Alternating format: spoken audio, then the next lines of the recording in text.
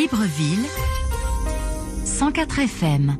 Au Gabon, les commentaires continuent d'affluer après la fuite sur les réseaux sociaux du projet de nouvelle constitution, un texte qui doit être soumis à référendum avant la fin de cette année 2024 et dans lequel est notamment proposé un mandat présidentiel de 7 ans renouvelable une fois.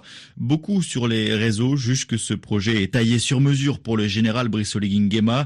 Objectif selon eux, installer une dictature au sommet de l'État. D'autres annoncent soutenir ce texte. Yves-Laurent Goma a recueilli différents avis à Libreville.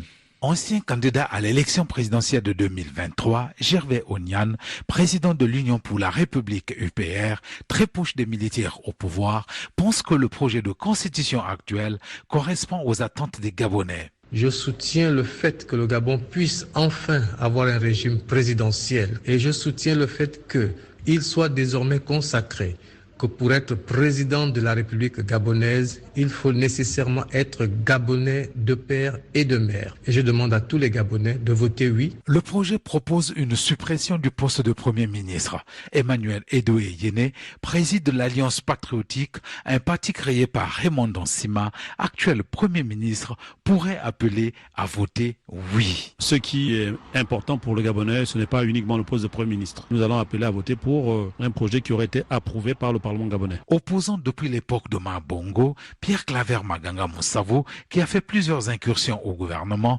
affirme qu'il battra campagne pour le non si ce projet est validé en l'état par le Parlement. Cette loi n'est ni impersonnelle, ni intemporelle, encore moins non discriminatoire. On ne peut pas dire oui à une loi taillée pour le président Oligui, qui veut être seul candidat, et pour une dictature assurée et féroce. Avant le référendum prévu d'ici fin 2024, le projet de constitution doit d'abord être toiletté par les députés et sénateurs.